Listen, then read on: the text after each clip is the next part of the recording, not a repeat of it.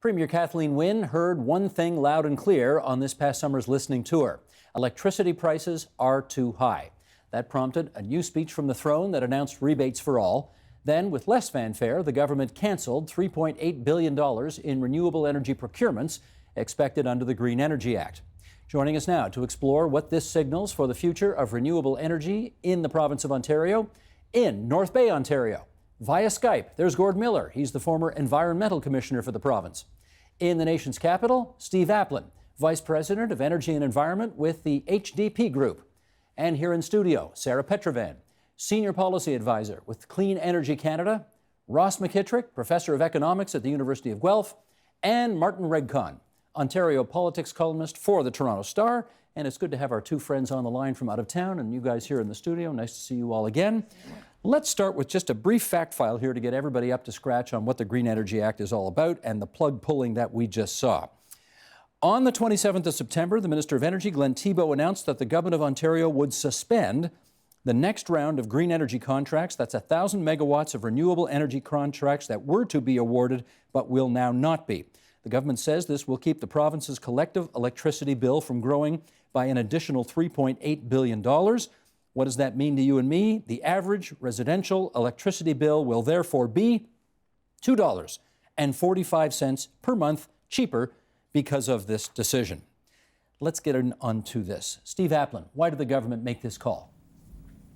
I think the government did what I did in August, which was to look at the data from power generation by the various types, multiply the amount of money that they're paying for the various types, wind, solar, and gas, and realize that they're looking at likely the most expensive month in our electrical history in the month of August 2016, and put two and two together from the flack that they're getting at the doors and in polls about electricity prices, and realized it's insane to continue piling on expensive, inefficient generation like they've been doing for the past few years with wind and solar, and to cancel it.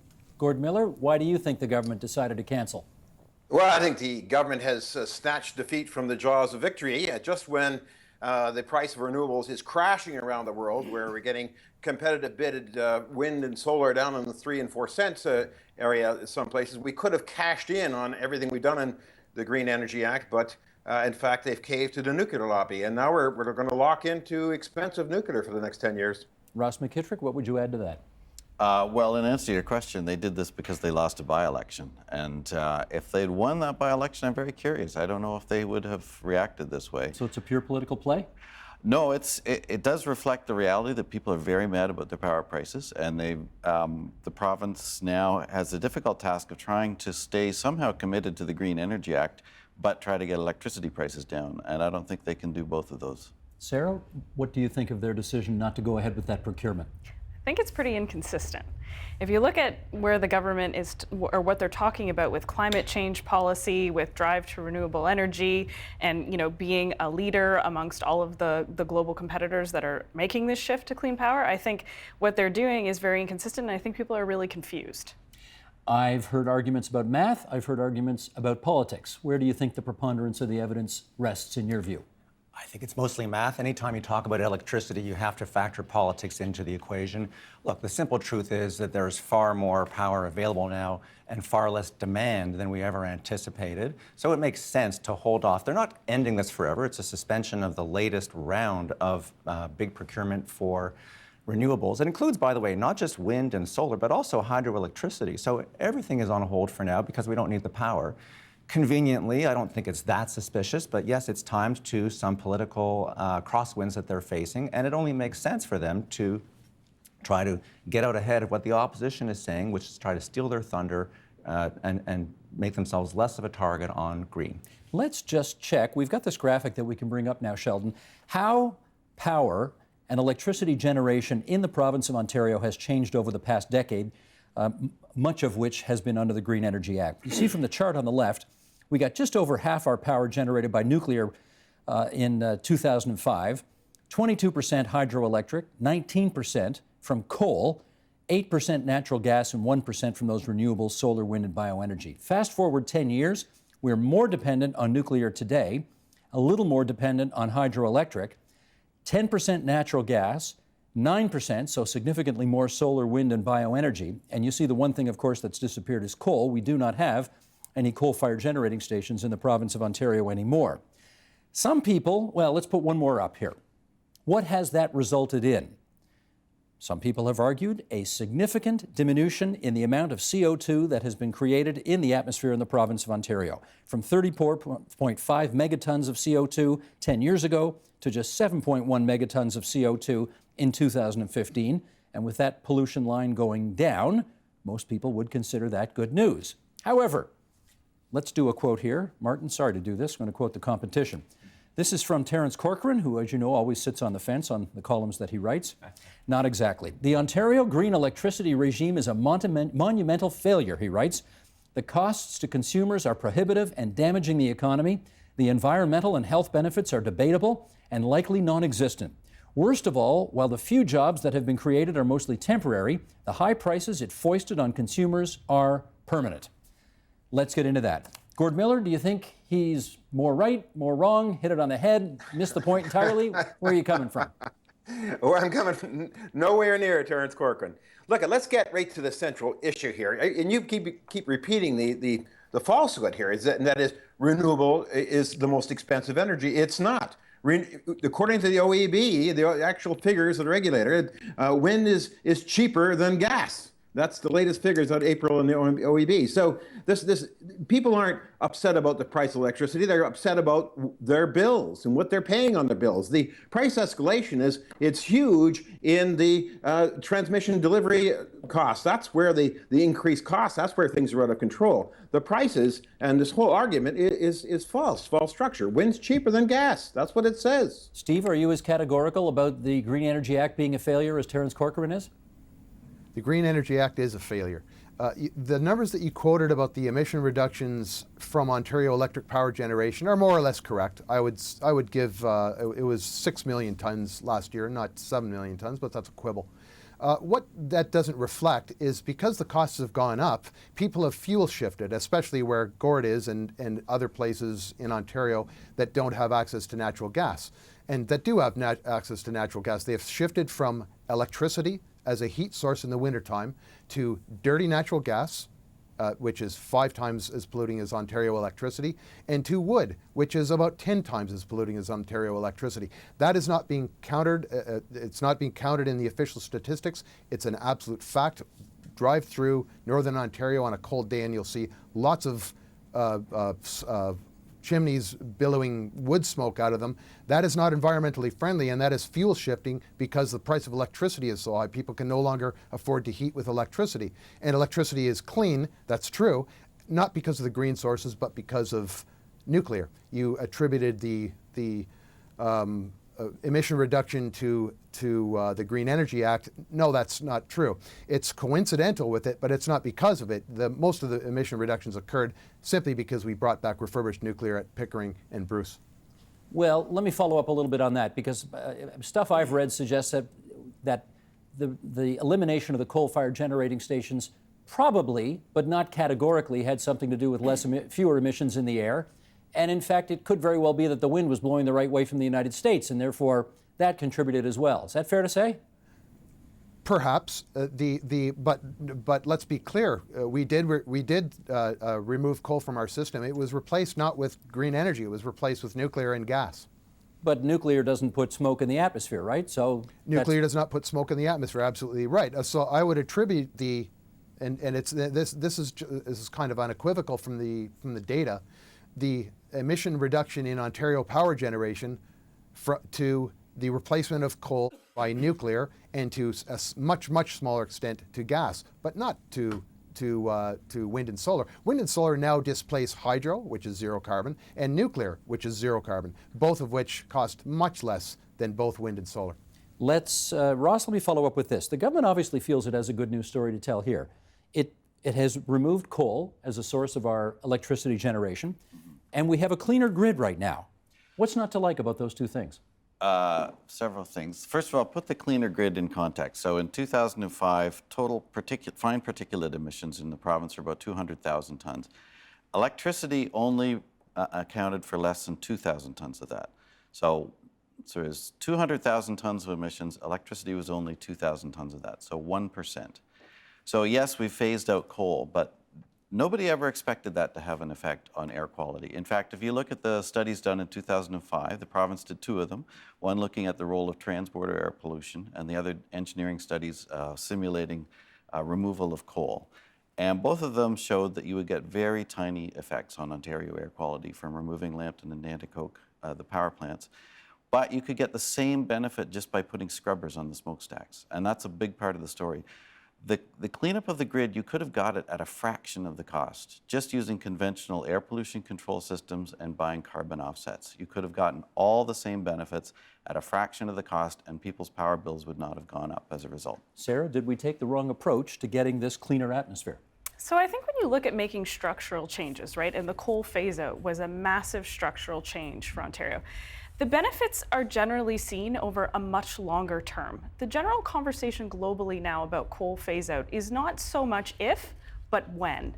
And so a coal phase-out for Ontario in, the realities of a carbon price world where, 50% of global GDP is now under a carbon price, that Ontario will reap the benefits of the coal phase-out perhaps much later than they initially intended to, but the benefits are still there nonetheless. But let's be clear about this, because the government says, because we phased out coal, our atmosphere is cleaner. We have almost no smog days anymore, certainly in the capital city here. We don't have smog days. We don't have kids showing up for, many more new cases of asthma, for example, in the schools.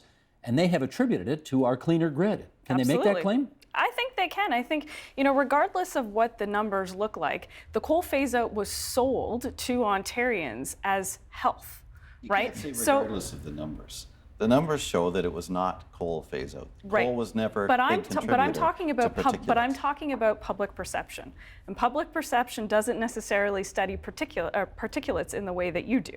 And so I'm saying, from a public perception, the coal phase-out was sold to Ontarians as a health measure. The OMA, for example, when the OMA got behind the coal phase-out, the Ontario Medical Association, that was huge in terms of shifting public opinion, because people trust doctors, and doctors say that phasing out coal will be healthy. There's lots of different reasons that you can look at for why we have fewer smog days. Yes, absolutely, what happened in the US makes a huge difference.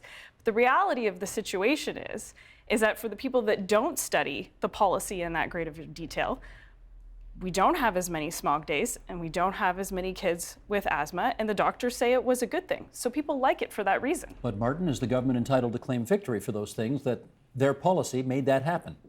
They can claim legitimately some credit for that. Getting credit is a much tougher battle, given the static electricity, if I can use that phrase, that surrounds the whole power generation issue. Look, it's fine to say, let's not relitigate or redebate coal. It was done, it was promised about 13 years ago. It was achieved a few years ago. It was quite popular at the time and remains popular. Whether you want to have parse the question of particulates and everything else, the fact is, if you're talking about CO2, scrubbers won't help you with that. So Well, if you want to deal, I said it'll help you with the particulates and the sulfur and the NOx, but you would get carbon offsets for the CO2. Right. So there's and a bit of those could be purchased for $7 or $8 a ton. Let's let Martin finish his point, then Gordon, I'll hear from you. Yeah. So let's not mix up the question of pollution, which was politically very popular, I agree, in the asthma days, with the carbon, with getting less carbon into our air for our own benefit. Now, we paid a bit of a price for being ahead of the curve, and that made the government unpopular because it was expensive to do, far more expensive than the politicians told the public. I think the critics would say it's more than a bit of a price. Right, They would exactly. say it was a humongous price. Significant. And that's one of the major reasons for the increase in electricity bills today. I've disagreed with a lot of the things that were said here, but one of the things that Steve said that I do agree with is that there is a public misconception I want to just throw out here, that getting rid of coal was a swap for renewables, and in particular wind and solar. It wasn't, because those are intermittent sources and they require gas-fired power plants as a backup. So it wasn't a complete trade-off. It was more raising nuclear and bringing in more gas turbines to offset wind whenever the wind wasn't blowing. Because the big problem with green is the wind doesn't blow when you want it to blow in Ontario. It blows a lot of the time at the wrong time, when we're not at peak power, at nighttime, in the summer, and so on, in the winter, when we don't need the power as much for air conditioning and so on. Gordon, let me get your take on whether or not you think the government is entitled to take a lion's share of the credit for the fact that we have no smog days left anymore and that fewer kids are getting asthma. Well, the issue is not the smog days. The issue is the CO2 reduction. It's the singular greatest reduction of greenhouse gases in North America of any jurisdiction. That's the big claim to fame, and it's quite legitimate. And other jurisdictions right across North America and around the world are getting rid of coal themselves now. The government was clearly ahead of itself and the general times, and it was a huge step forward. And in fact, the biggest problem is that Ontario did it early, and there's some question of whether we get credit for that in future greenhouse gas reductions, discussions internationally. So it was a tremendous thing to do, and it did accomplish a lot. And that's just, all this other stuff is nonsense. I mean, yes, it's particular. It wasn't a big issue in particular, but diesel trucks are. So they are a big thing. So let's get rid of diesel trucks. What's the point here? Getting rid of coal was the right thing to do. We did it. It was successful, and we're the envy of North America for doing it. Did we pay too much to make it happen? Well, listen, the price is just beginning. Ontario Power Generation has applied for cost increases on nuclear of 11% per year each year for the next 10 years. There's your cost. There's your cost going up. This business that nuclear is so cheap and so coal was, getting rid of coal was a foolish thing to do. We're about to pay the piper and for these refurbs and the extension of Pickering for, well, how many years further they're going to extend it, I don't know. So these cost comparisons you're looking at old costs versus future costs, and I'll tell you, nuclear is going to cost us a lot in the next 10 years. Steve, I don't want to get too far off the path here, but the fact is, the Ontario Energy Board has been asked by Ontario Power Generation for 11% per year for a good long chunk into the future in order to pay for the $12.5 billion nuclear refurb that's coming down the pipe. Is it fair to say, as Gordon suggests, that by the time this all shakes itself out, wind is going to be a heck of a lot cheaper and nuclear is going to be a heck of a lot more expensive? No, it's not fair to say that. And we have to look at what the prices are costing now. The cost of OPG nuclear is 6 cents, around 6 cents per kilowatt hour. Bring that up by 11% per year, you don't get to where wind is right now, which is like 12%, which is 12 cents a kilowatt hour. And you don't get anywhere close to solar, which is 50 cents per kilowatt hour. If you look at the amount of solar generation in August 2016 and multiply that by 50 cents, this is why we've got astronomical charges for our electricity. Upping nuclear by 11% when you're starting from a low figure is still going to get you to a low figure. Yes, they are price increases, but you're getting low-cost power at the end of it, and power that comes with absolutely no greenhouse gases, unlike wind and solar, which, as Martin said, have to be paired with natural gas. Steve, I got to ask you a follow-up here. And natural gas is a carbon-heavy fossil fuel. Remind everybody. Gordon is pulling what little hair he has left out of his head right now, just waiting to get in here. But hang on a sec, Gord. Hang on, because I do want to do a follow-up. Steve, if we're only doing 9% of our electricity grid on solar, wind, and bioenergy, how is it that that small fraction of 9% could possibly be responsible for the massive increases in electricity bills all over the province? I'll turn the question around. My last electricity bill, the electricity charge was around 12 cents per kilowatt hour. Nuclear goes for between 6 and 7 cents per kilowatt hour. Nuclear makes 60 to 70% of it. Hydro goes for 5 cents per kilowatt hour. It makes another 20 to 25%. 80% of our supply is with sources that cost us no more than 7 cents per kilowatt hour. How is it that the electricity portion of my electricity bill is 12 cents when the vast majority of the power is made by sources that are costing us less than 7 cents? Answer that question. That is because this little sliver of power that is produced by wind and solar is extremely expensive. This is just arithmetic. If you multiply a small number by a large number, by a large cost number, if solar is producing 4% of our power, but it is accounting for 40 to 50% during most days of the electricity cost, that is what is driving costs up. This is just arithmetic. Okay, let me get Gord get back in on the Gord. You take on the math. Go ahead. Well, the math just doesn't work. First of all, wind is 13.3%, 13.3 cents per kilowatt hour, according to the OEB, and gas is 14. That's the current figures from Ontario. But we're talking about the future cost of nuclear, which at 11% per year for 10 years goes up to 16 cents. But what's happening in the future cost? What is the future cost of wind? The wind is now bidding in international auctions around 4 cents per kilowatt hour American.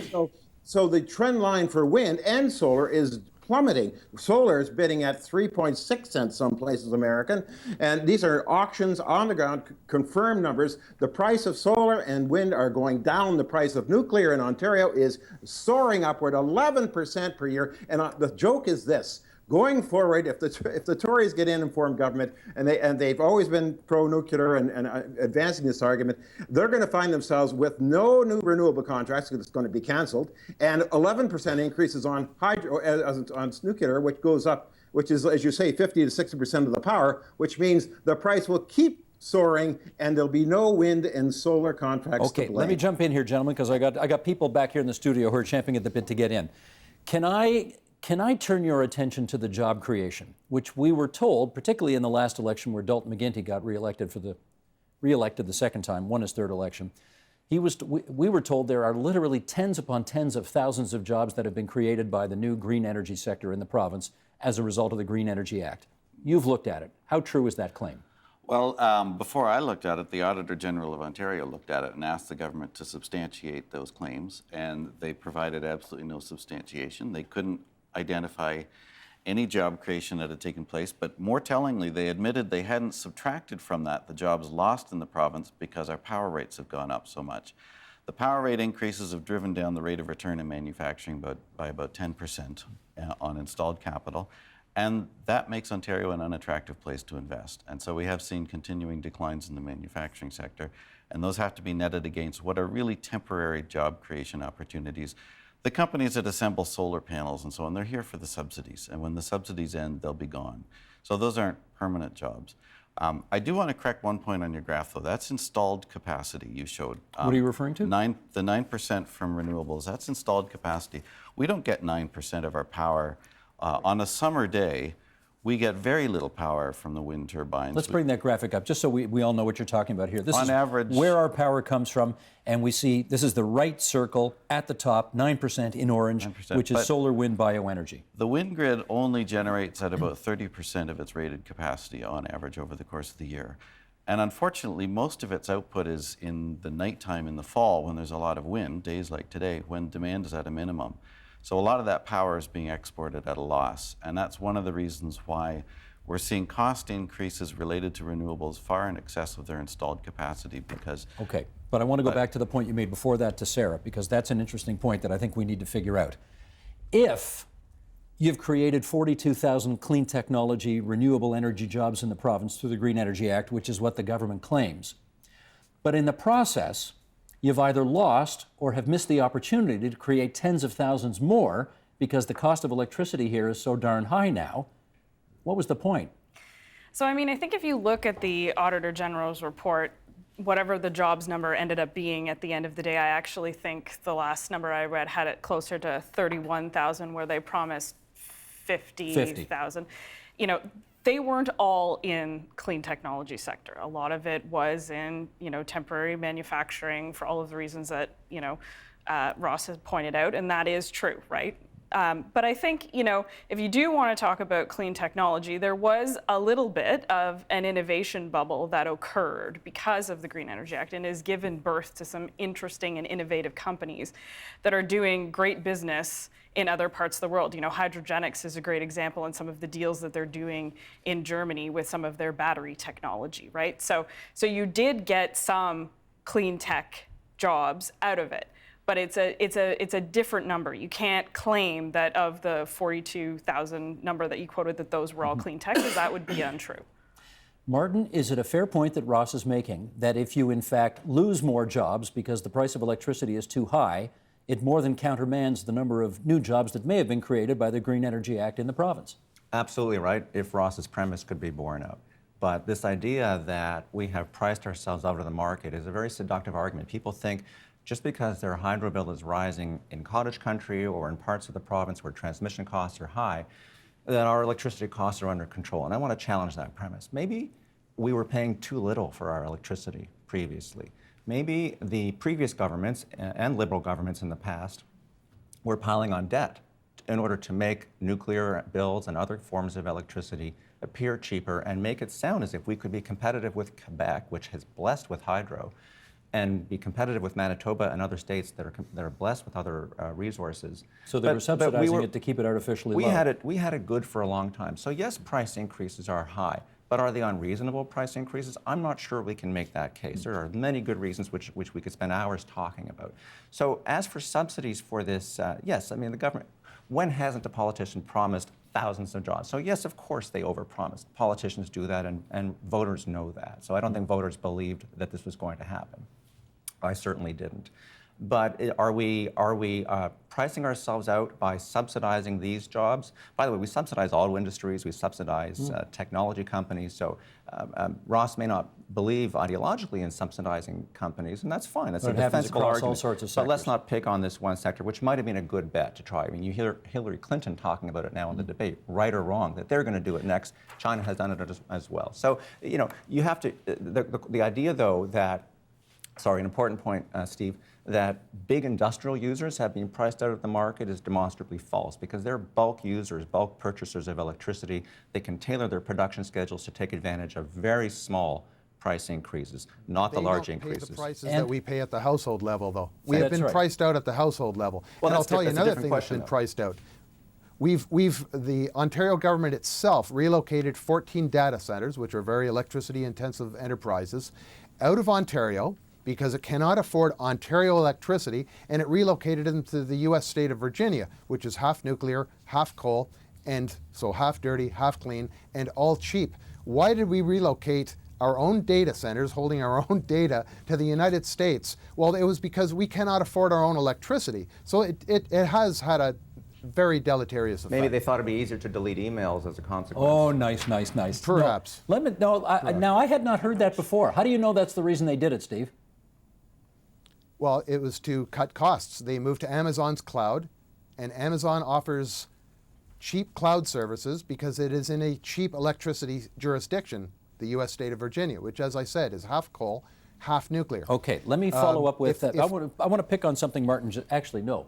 You said you didn't want to pick on Ross on something, but I do want to pick on Ross on something because, look at Ross, I don't know about this, but I can read the reports of the Financial Accountability Officer of Ontario, who released a report in August on how much it costs to heat homes in different provinces across the country. And apparently, you know, based on what you'd hear, you'd swear Ontario was the highest heating costs anywhere in the country, and it's not. It is only cheaper to heat a home in Quebec, Manitoba, and BC. We're apparently down near the bottom. So are our electricity prices really beyond the pale when you compare to other provinces? So first of all, that report used StatsCan data ending in 2014, so it predates all these recent price increases.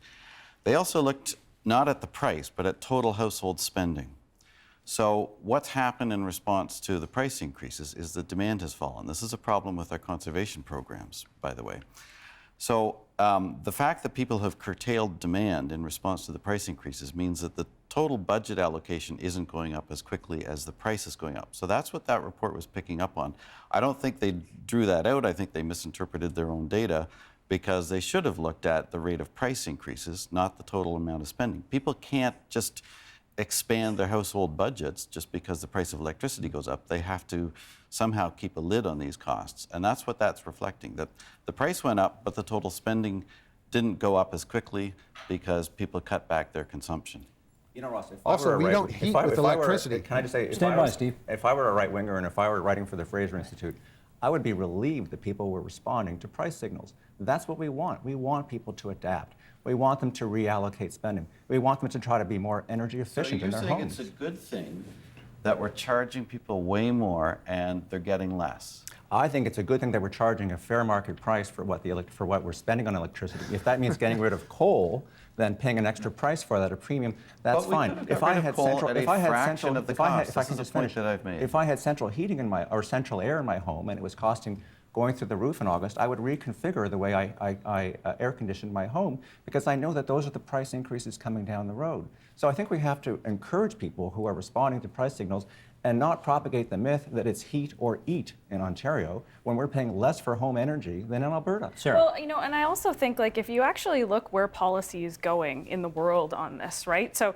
yes, we've got electricity, okay? And electricity in Ontario, we've got a relatively decarbonized grid. We can argue till we're blue in the face about the reasons why, but that is the reality.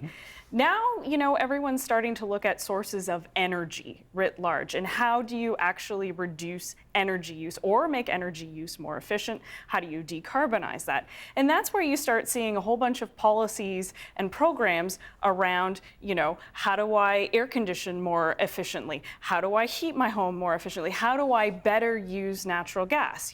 So Can I pick up on this Sure. stuff? Gordon, I want to go to you on that, because the government, in its defense, says, okay, we hear you, electricity prices are too high, but we've brought in a whole bunch of mitigation programs, for example, if you live in Northern Ontario or if you live in rural Ontario, to make your electricity bill easier to stomach. Are those programs doing the job? No, not really. I mean, sure, the political job they're doing, I guess. That's their major intent, I think. But the reality is we've got to seek efficiency. We've got to, for years we talked about Canada has to have better labor productivity, which of course usually means firing people. But we're going to talk about energy productivity. We've got to pursue with great vigor the reduction of our energy use, but while maintaining the productivity of our society. That is the real goal that we have to pursue. The more efficient we are, the more competitive we are internationally, the better off we are, lower our costs. So things that soften the effects of what's happening and remove the incentive for people to find better and cheaper energy sources or to operate more efficiently or using less aren't helpful. Okay, Steve, you're my non-political cynic here. You're my math guy. So I want to go to you on the math of this. The government has mitigation programs in place to make electricity more affordable. Are those programs, in your view, working? No, because what has happened, as I explained, is we are fuel shifting. As you mentioned heat, and I don't know if you meant to give the impression that we heat in Ontario with electricity. We do not. That's my point. My point is we don't, because it's too expensive. Now, electricity, a kilowatt hour of electricity off the Ontario grid is 20 to 25 grams. Right now, it's about 23 grams of CO2 coming with each kilowatt hour. With natural gas, the best that you get, the most efficient natural gas that you get, that you have, comes with 200 grams of CO2 per kilowatt hour. These programs that the government is putting out there are not working, because people have still fuel shifted onto natural gas for heating, 200 grams per kilowatt hour, 10 times cleaner, 10 times dirtier than what Ontario electricity is right now, and to wood, which is, I don't know how many times, it's many, many times dirtier than natural gas, and natural gas is already dirtier than Ontario electricity. These programs are not working. They're working only in that they have forced Ontarians to fuel shift what little electric heating they did over to natural gas, which is carbon intensive, and wood, which is even more carbon intensive. Let me follow up with Martin. Martin, we like to talk mostly policy on this program, but a little bit of politics. You're the politics guy, so I want to ask you this. The Innovative Research Group, Greg Lyle's outfit, has done some polling, and the recent changes the Liberals made to take the HST off the electricity bills, the other mitigation programs, are polling very well. 19 months till the next Ontario election. Can the changes that they've brought in an effort to make people happier about the price they're paying for electricity, in your view, do the job? Not politically, not in terms of doing it. So they've done a U-turn on renewables, but it won't translate into a U-turn on their declining poll numbers.